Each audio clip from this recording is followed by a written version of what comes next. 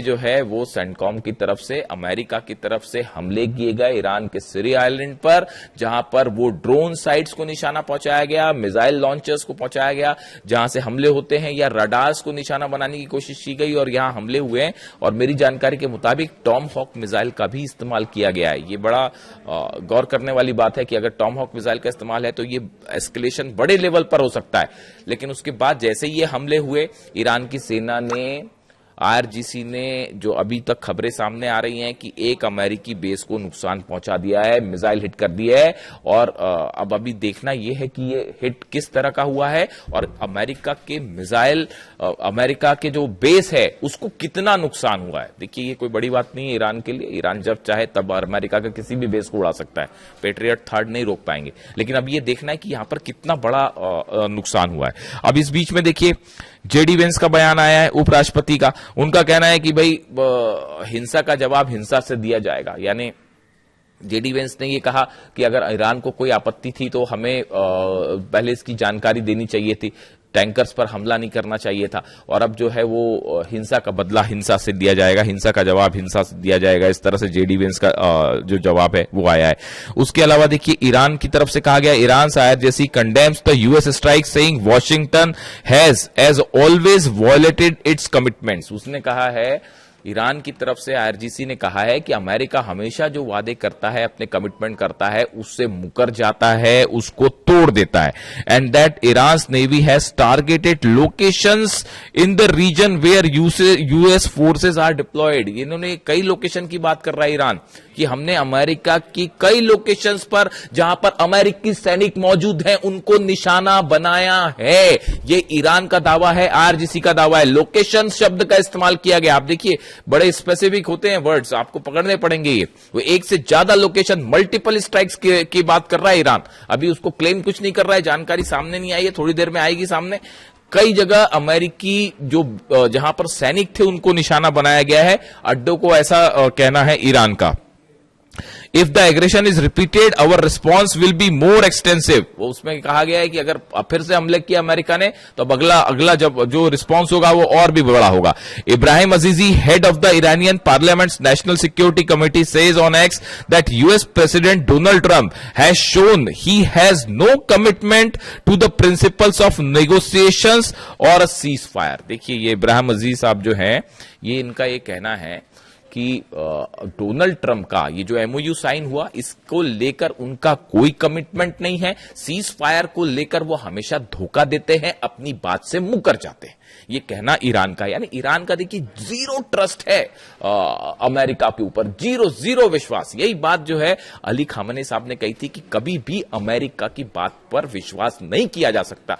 देखिए, मैं बार बार आपको ये बात बोलता हूं, हर बार की कहानी है ये कि अब एमओयू हो गया, अब सीज फायर हो गया, फिर बीच में हमले हो गए। ये सब कुछ ऐसा ही हो रहा है। वो इजराइल के जहाज मंडरा रहे हैं ईरान के बॉर्डर के करीब। हकीकत आप जानना चाहते हैं? देखिए, बड़े बड़े पत्रकार दावे कर रहे हैं कि अब जो है वो डील हो गई है, अब शांति हो जाएगी और नेतन्याहू का सरेंडर हो गया। ऐसा कुछ नहीं है। नेतन्याहू और ट्रंप के बीच में कोई लड़ाई नहीं है। बड़ा प्लान तैयार है ईरान को हिट करने का। इलेक्शंस खत्म होंगे अमेरिका में, बड़ा हमला होगा ईरान पर और पिछली बार से बड़ा हमला होगा।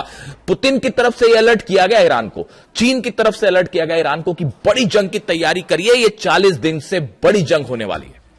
हकीकत यह है, इजराइल के जेट्स ईरान के बॉर्डर पर मंडरा रहे हैं और जब चाहेंगे तब हमला कर देंगे, फिर से जंग शुरू हो जाएगी। और ईरान इस बात के लिए तैयार बैठा है। ईरान अच्छी तरह से समझ रहा है किसकी क्या मंशा है।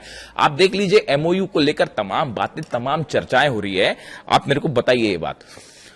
मार्को रूबियो, अमेरिका के विदेश मंत्री मार्को रूबियो, आप देखिए गल्फ कंट्रीज की जितने हैं सबकी उन्होंने यात्रा की, तमाम विदेश मंत्रियों से मुलाकात की। बहरीन में बैठक के बाद जो जीसीसी और अमेरिका, जो गल्फ कंट्रीज और अमेरिका के बीच में जो बैठकें हुई, उसके बाद जो बयान आया उसमें कहा क्या गया कि ईरान की मिसाइलों से खतरा है, ईरान की मिसाइलों पर लगाम लगानी चाहिए। अब देखिए, मिसाइल का उस 14 एमओयू में कहीं पॉइंटर में कहीं जिक्र नहीं था।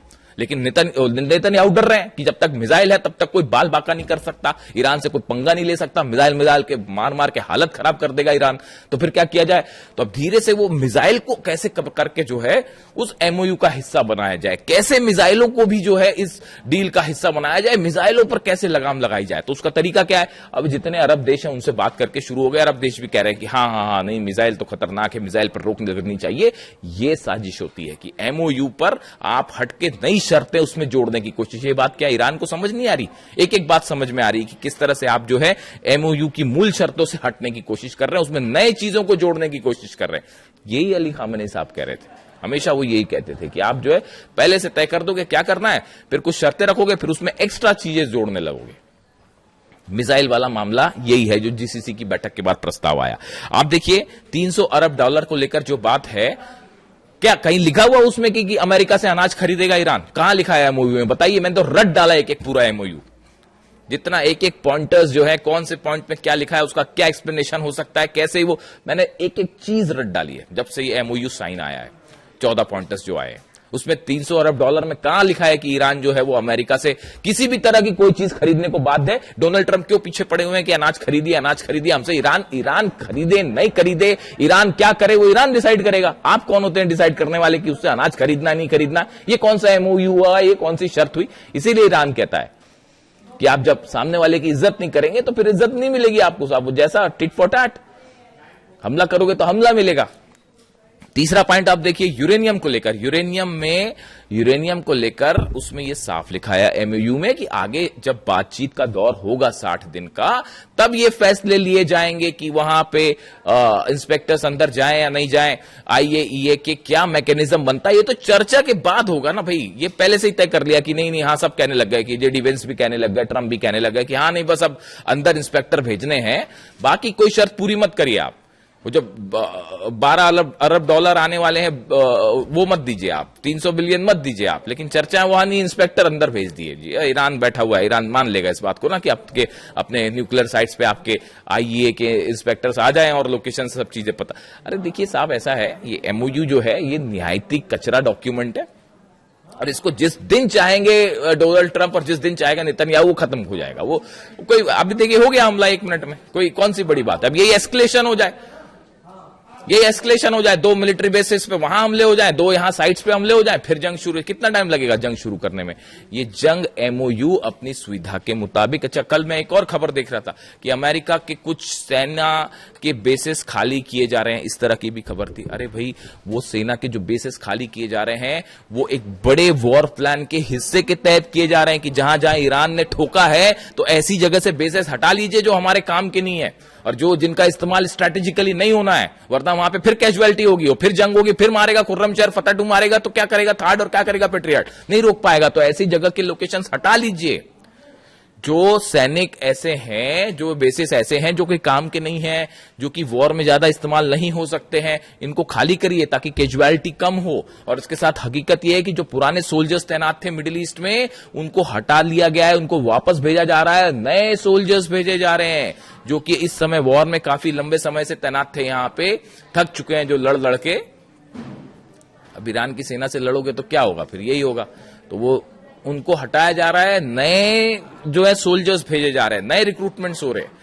और दूसरा जो है नए फ्यूल टैंकर्स इजराइल पहुंचने शुरू हो गए, नए लोकेशंस पे नए जहाजों को तैनात किया जा रहा है। ये देखिए बड़े डेवलपमेंट्स है। F-35 का एक बड़ा कंसाइनमेंट ऑर्डर कर दिया अमेरिका ने कि नए जहाज बुलाइए भैया, गिर गए बड़े सारे। तो अब ये देखिए ये तेजी से चीजें इंडिकेशन कर रही हैं, बड़ी जंग की तरफ मामला आगे बढ़ रहा है। अब हकीकत यह है फिलहाल कि अमेरिका की तरफ से मिसाइल्स दागी गई हैं, ईरान की तरफ से जो दावे हो रहे हैं कि हमने मिलिट्री बेसिस पे कई जगह मिसाइल्स दाग दिए हैं। हॉर्मूज बंदी है, आप हॉर्मूज को देखिए, ऐसा है हॉर्मूज को खुलना नहीं खुलना वो ईरान पर डिपेंड करता है। आप अगर ईरान के साथ चालाकी करेंगे, दगाबाजी करेंगे तो फिर नतीजा सामने है और वहां से कोई भी जहाज ईरान की सेना की परमिशन के बिना तो आप नहीं निकल सकता। और ये तमाम जो बातें हैं कि अमेरिका ने अपने जहाज पीछे हटा लिए, ऐसा कर लिया, कुछ नहीं हट गए, सब वहीं के वहीं खड़े हैं साहब। 2 किलोमीटर आगे पीछे हुए होंगे, उससे ज्यादा और कोई फर्क नहीं पड़ता। पूरे के पूरे वॉरशिप्स अमेरिका के जंगी जहाज सब वहीं खड़े हुए हैं। ईरान की फोर्स भी सामने खड़ी हुई है, जो जहाज निकल रहे हैं वो ईरान की परमिशन से। देखिए हालात ऐसे थे, पूरी दुनिया की इकॉनमी चरमरा जाती है अगर तेल बाहर नहीं निकलता तो। और रूस पे हमले हो रहे हैं। वहां देखिए रूस को दबाना है, रूस के ऑयल पॉइंट्स पे जो है 100 से ज्यादा रिफाइनरीज पे हमले हो गए हैं, ऑयल सेंटर्स पे पिछले एक हफ्ते के अंदर। तो वो रूस का तेल मार्केट में नहीं आएगा, तो ईरान के तेल को कैसे भी करके जो है बाकी जो तेल फंसा हुआ है उसको मार्केट में लाना जरूरी है, वरना पूरी दुनिया का तेल बैठ जाएगा, दाम आसमान पहुंच जाएंगे, हालत खराब हो जाएगी। तो रूस पर दबाव बना रहे हैं तो ठीक है, दूसरी तरफ से तेल खोला जाए, इसलिए हॉर्मुज खोला गया था, डील को आगे बढ़ाया गया। तो भाई इतनी सच्चाई है और कोई सच्चाई नहीं। अब दोनों फ्लैश पॉइंट पे आमने सामने हैं, जैसी अपडेट आएगा किसको कितना नुकसान हुआ और क्या हालात है हॉर्मुज में, आप तक अपडेट पहुंचाऊंगा। Thank you so much.